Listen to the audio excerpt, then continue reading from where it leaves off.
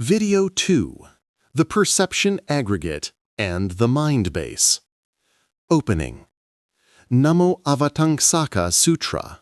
Namo Sakyamuni Buddha.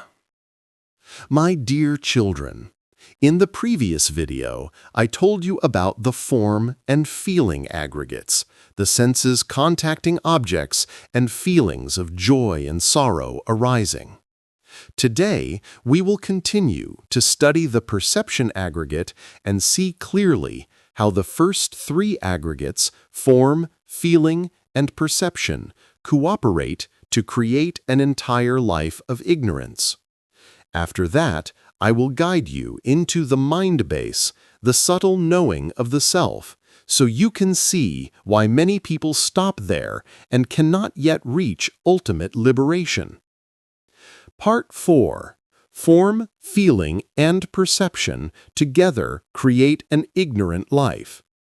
The first three aggregates, form, feeling, and perception, are like three wheels joined together, turning endlessly without stopping. Each time a sense faculty meets its object, consciousness arises, then feeling is born, and memory is imprinted.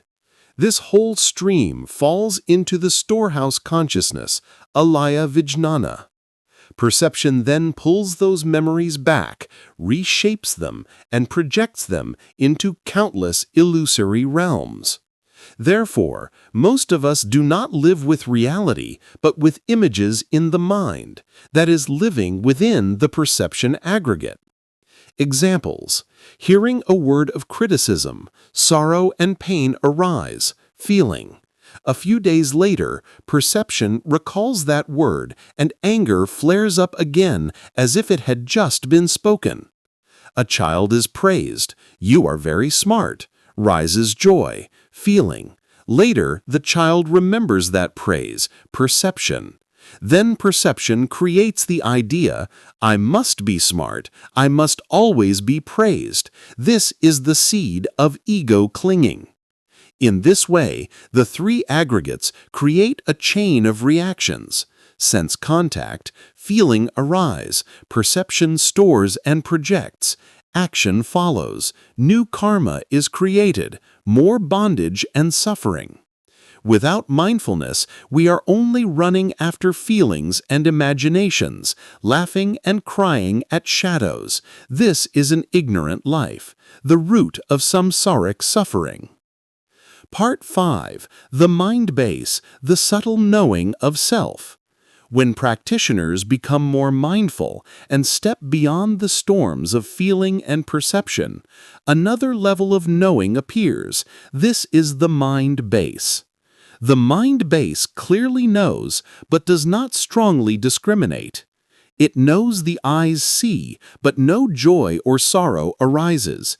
It knows the ears hear, but no immediate liking or disliking arises. It knows the body touches, but does not rush into pleasure or pain. It knows the mind produces thoughts, but it does not quickly decide right or wrong. At first glance, this knowing appears pure, luminous, and tranquil. Many practitioners mistake this for nirvana. But dear children, you must remember, the mind base is only the subtle knowing of the self. Why? Because there is still the shadow of a knower and a thing known. There is still subject and object, self and other, subtle, but still existing. This state is called the nirvana of self, a refined quietness, but not the ultimate liberation. If a practitioner clings to this, he or she will stop halfway and cannot reach true awakening. The Buddha taught, this knowing, even though it does not discriminate, if it still carries the thought, "I know," it is not ultimate. Only by going beyond even that knowing does teacherless wisdom appear. My dear children, we have just seen the first three aggregates combine to construct an ignorant life, and the mind base, though tranquil, still holds the subtle self.